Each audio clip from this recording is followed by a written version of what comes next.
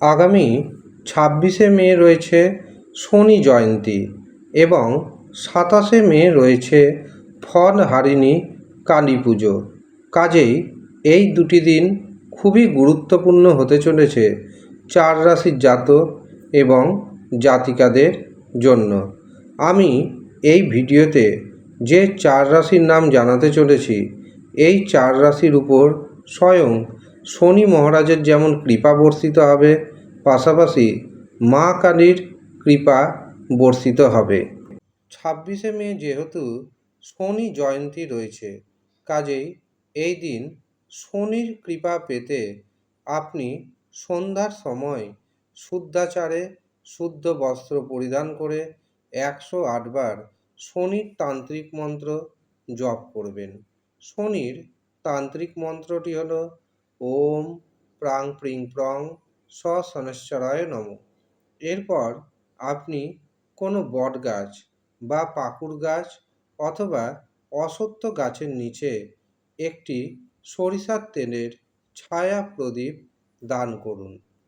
এই দিন আপনি আপনার সাধ্যমতো গরিব দুস্থ ব্যক্তিদের কিছু খাদ্য খাওয়ান। বাড়ির যারা বয়স্ক রয়েছেন তাদের অবশ্যই চরণ স্পর্শ করুন। দেখবেন শনির যে খারাপ প্রভাব তা কিন্তু অনেকটাই প্রশমিত হয়ে যাবে।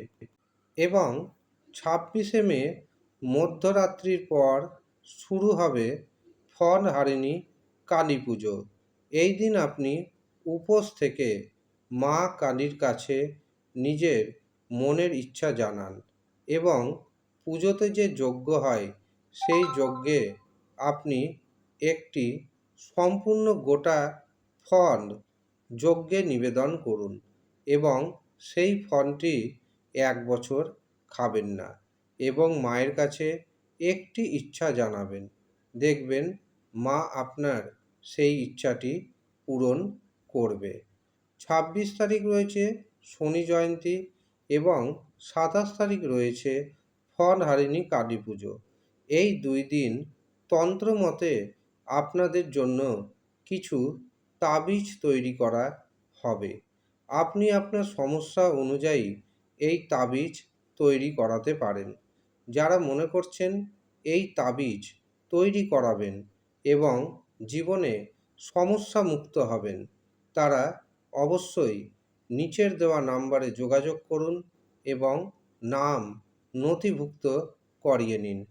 খুবই কম খরচে এই দিন আপনাদের জন্য এই তাবিজ তৈরি করা হবে। নির্দিষ্ট দিনে নির্দিষ্ট তিথি নক্ষত্র মেনে যখন কোনো তাবিজ তৈরি হয় তখন তার গুণাগুণ অনেকটাই বেড়ে যায়।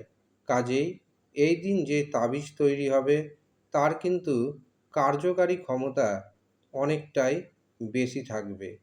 আর আপনাদের জীবনে যা যা সমস্যা রয়েছে এই সমস্যা থেকে আপনি বেরিয়ে আসতে পারবেন। যারা মনে করছেন নেবেন, আর বেশি দিন নয়, ইমিডিয়েট নিচের দেওয়া নাম্বারে যোগাযোগ করে নেবেন। এবার আসি ৪ রাশির কথায়, যেই ৪ রাশির উপর মায়ের কৃপা বর্ষিত হতে চলেছে।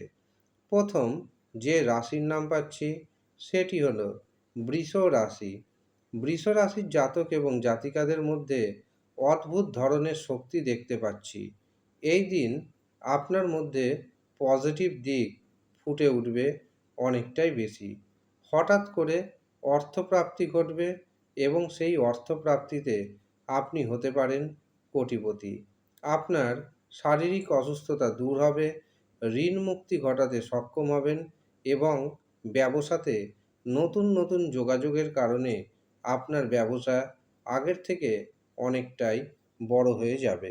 দ্বিতীয় যে রাশির নাম পাচ্ছি সেটি হলো তুলা রাশি। তুলা রাশির জাতক এবং জাতিকারা ভাগ্যের সাপোর্ট পাবেন। মায়ের কৃপায় আটকে থাকা কাজকর্ম হতে শুরু হয়ে যাবে। আপনার যে গুপ্ত শত্রু রয়েছে, গুপ্ত শত্রুকে আপনি দমন করতে সক্ষম হবেন। এই ২ দিন আপনি যে কাজে হাত দিবেন সেই কাজেই সাকসেস পাবেন। সন্তানের কারণে যে মানসিক দুশ্চিন্তা, সেই মানসিক দুশ্চিন্তা আগের থেকে অনেকটাই কমবে। জমি জায়গা সম্পত্তিগত বিবাদ, সেই বিবাদ কিন্তু অনেকটাই প্রশমিত হবে। তৃতীয় যে রাশির নাম পাচ্ছি সেটি হলো মকর রাশি। মকর রাশির জাতক এবং জাতিকাদের সন্তানজনিত কষ্ট দূর হবে। একাধিক পথে ইনকামের নতুন নতুন রাস্তা আপনি খুঁজে পাবেন এবং সেখান থেকে আপনার অর্থ উপার্জন অনেকটাই বাড়বে। যারা বেকার রয়েছেন, বেকারদের কর্মপ্রাপ্তির শুভ সুযোগ আসবে। সরকারি ক্ষেত্রে এবং বেসরকারি ক্ষেত্রে এই সুযোগ প্রধানত আসতে চলেছে। যাদের বিবাহে বাধা ছিল, বিবাহে বাধা দূর হবে এবং বিবাহের শুভ যোগাযোগ আসবে। চতুর্থ যে রাশির নাম পাচ্ছি সেটি হলো কুম্ভ রাশি। কুম্ভ রাশির জাতক জাতিকাদের অর্থনৈতিক উন্নতির পথ সুগম হবে। এই সময় আপনি যদি অহংকার, রাগ, জেদ এই তিনটে জিনিসকে ত্যাগ করতে পারেন, তবে কিন্তু আপনি প্রচুর অর্থ হাতিয়ে নিতে সক্ষম হবেন।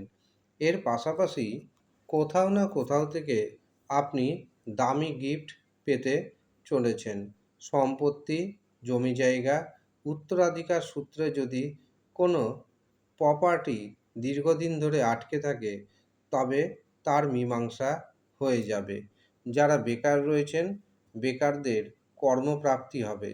যারা চাকরি করছেন, চাকরিতে জটিলতা কমবে। চাকরিতে পদোন্নতির যোগ দেখতে পাচ্ছি, বেতন বৃদ্ধির যোগ দেখতে পাচ্ছি। আপনার বিরুদ্ধে যদি কোনো কোর্ট কেস থাকে, সেখানে আপনি জয়ী হতে চলেছেন। এই হলো মহা সৌভাগ্যশালী 4 রাশির জাতক এবং জাতিকা। যেই 4 রাশির জাতক জাতিকা হঠাৎ করে হয়ে যেতে পারেন কোটিপতি। তবে আপনাকে মনে রাখতে হবে, আপনার জন্মছকে শনির অবস্থান এবং দেবগুরু বৃহস্পতির অবস্থান শুভ থাকা চাই। এই দুটি গ্রহ যদি শুভ অবস্থায় থাকে, অবশ্যই হঠাৎ করে অর্থপ্রাপ্তি হবে এবং আপনি হয়ে যাবেন কোটিপতি। কিন্তু যদি দেখা যায় আপনার জন্মছকে শনির অবস্থান শুভ নেই, দেবগুরু বৃহস্পতির অবস্থান শুভ নেই, তখন আপনাকে অবশ্যই প্রতিকার প্রতিবিধান করাতে হবে। যারা মনে করছেন আমার কাছে নিজের জন্মছক দেখাবেন, হস্তরেখা বিচার করাবেন, তারা নিচের দেওয়া নাম্বারে যোগাযোগ করে নিন। খুব কম পারিশ্রমিকে হস্তরেখা বিচার এবং জন্মছক বিচার করা হচ্ছে। ধন্যবাদ।